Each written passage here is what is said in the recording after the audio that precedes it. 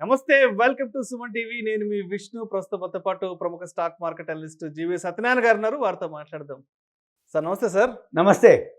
సత్యనారాయణ గారు, రీసెంట్గా ఒక ట్రేడింగ్ స్ట్రాటజీ గురించి విన్నాను.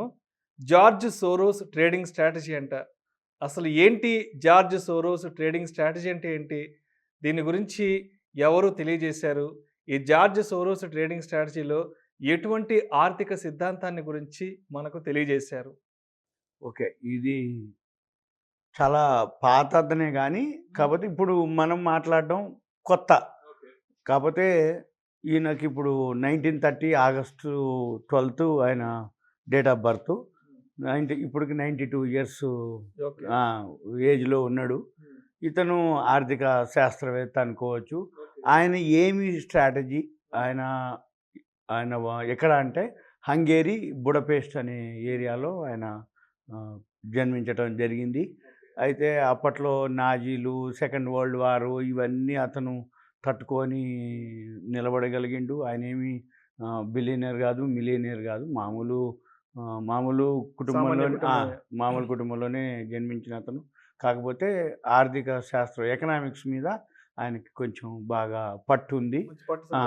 దాంతోటి అతను ఇవన్నీ చేసి చివరికి 1956లో అమెరికా వెళ్ళటం జరిగింది.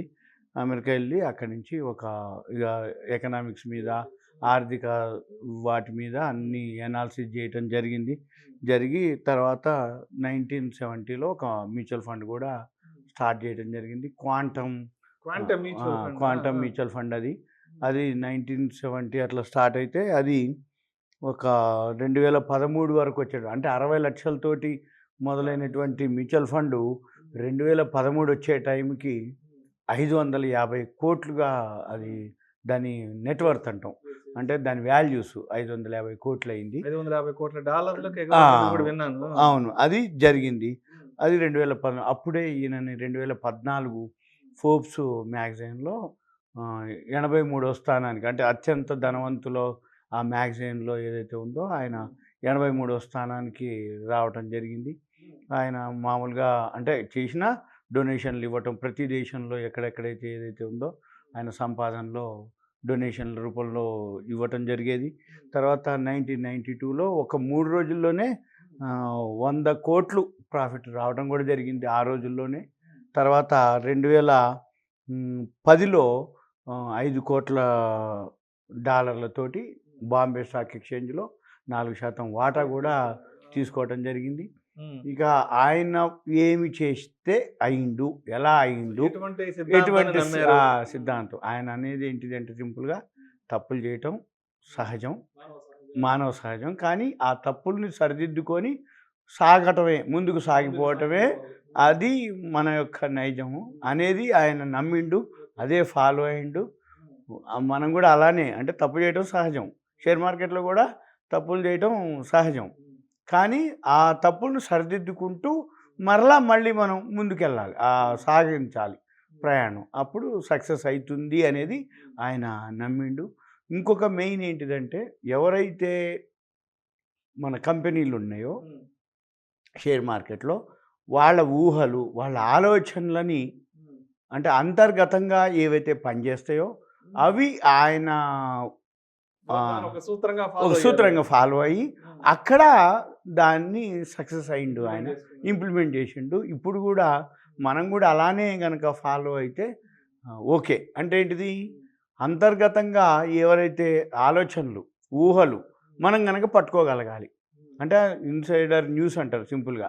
ఏవైతే కంపెనీలకి అంతర్గతంగా, అంటే ఏంది, కంపెనీ యొక్క ఏమేమి ఆలోచనలు, అంటే రాబోయే రోజుల్లో కంపెనీ ఎలా వృద్ధి చెందబోతుంది అనేది కనుక మనం ఆలోచించి ఆ సూత్రాన్ని కనుక మనం కూడా ఫాలో అయితే మనం కూడా మన ఫండ్స్, మన దగ్గర ఏవైతే ఫండ్స్ ఉన్నాయో అవన్నీ కూడా మనము చేయడానికి వీలవుతుంది. అయితే ఆయన అంటే ఇప్పుడు జనరల్గా ఆయన వాల్యూ వచ్చి మొన్నటికే ఎంత ఉంది అంటే సుమారుగా 860 కోట్ల డాలర్లు అనమాట.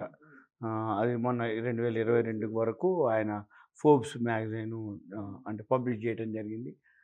ఆయన ఇప్పటికీ జీవించే ఉన్నాడు, 92 ఏళ్ళు. కాకపోతే ఆయనకి సరిగా 3 భార్యలు, ఇద్దరికి విడాకులు ఇచ్చిండు. అంటే ఇంటి ఏజ్‌లో కూడా ఆయన అంటే వాళ్ళ పిల్లలు ఆయన. కాకపోతే హంగేరి ఏదైతే ఉందో చాలా బుడపేస్ట్ అనేది చాలా మందికి ఎక్కువ శాతం వినుంటారు. ఈ బుడపేస్ట్ అంటుంటారు. మామూలుగా గూడా. అది హంగేరీలో ఒక ఏరియా, ఒక ప్రాంతం. ఒక ప్రాంతం. ఈయన అక్కడ జన్మించిండు. కాకపోతే అక్కడ నాజీలు ఇవన్నీ అప్పట్లో సెకండ్ వరల్డ్ వారు అవన్నీ బాగా యుద్ధాలు జరిగేది. అప్పట్లో ఈయన ఒక టైంలో అంటే ఇల్లు అవన్నీ వదిలేసి కూడా వెళ్ళిపోవటం జరిగింది. వెళ్ళిపోయి మళ్ళీ తర్వాత అంటే పేర్లు కూడా మార్చుకొని జీవించటం జరిగింది. అంటే ఆ పేర్లు అవన్నీ ఉంటే వీళ్ళు నాజీలు వీళ్ళందరూ అప్పట్లో వీళ్ళని శిక్షించేది. అటువంటిది వీళ్ళు పేర్లు మార్చుకొని తర్వాత ఎప్పుడైతే వరల్డ్ వార్ అయిపోయి సెకండ్ వరల్డ్ వార్ అయిపోయి మళ్ళీ మామూలు స్థితికొచ్చిందో అప్పుడు మళ్ళీ ఆయన మామూలుగా రావటం జరిగింది. అంటే ఆయన అనేదల్లా ఇదే తప్పులు చేయడం సహజం. కానీ ఆ తప్పులు సరిదిద్దుకుంటూ ముందుకు పోవాలనేది ఆయన సూత్రం.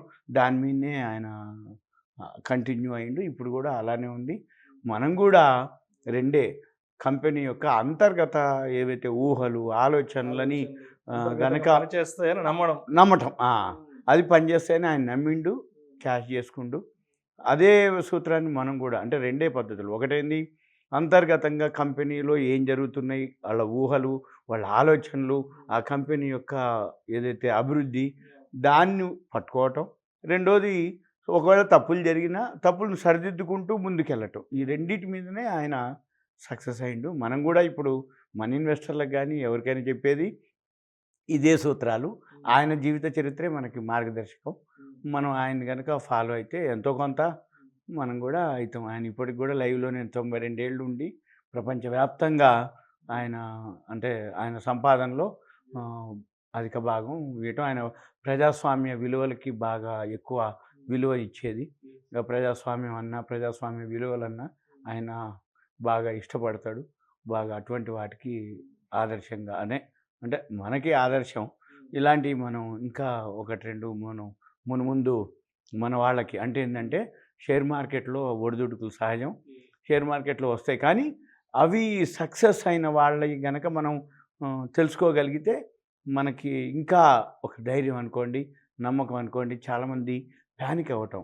ఒకరోజు మార్కెట్ పడంగానే ప్యానిక్ అవుతారు. మార్కెట్ పెరిగినా ప్యానిక్ అవుతారు. అంటే టెంప్ట్ అయిపోతారు.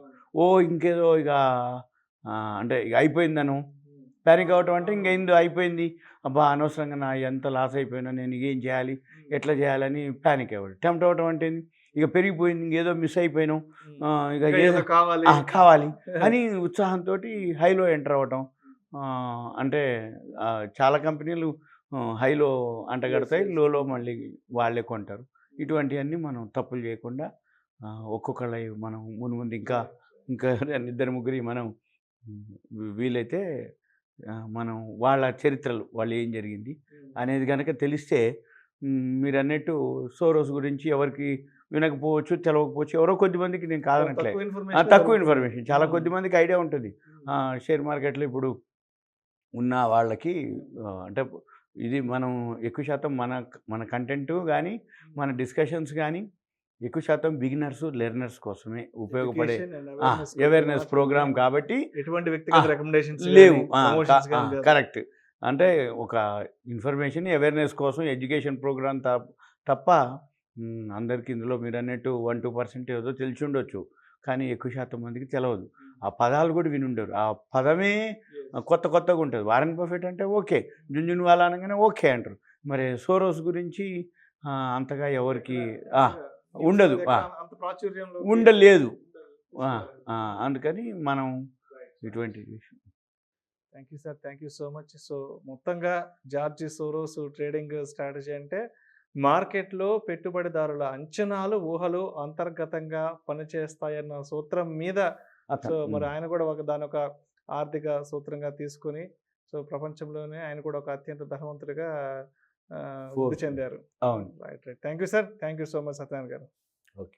ఇలాంటి మరిన్ని interesting videos and valuable information కోసం వెంటనే మా ఛానల్ను సబ్స్క్రైబ్ చేయండి, లైక్ చేయండి, షేర్ చేయండి. అదేవిధంగా మీ అభిప్రాయాలను వీడియోస్ కింద కామెంట్స్ రూపంలో మాకు తెలియచేయండి. This is Vishnu signing off.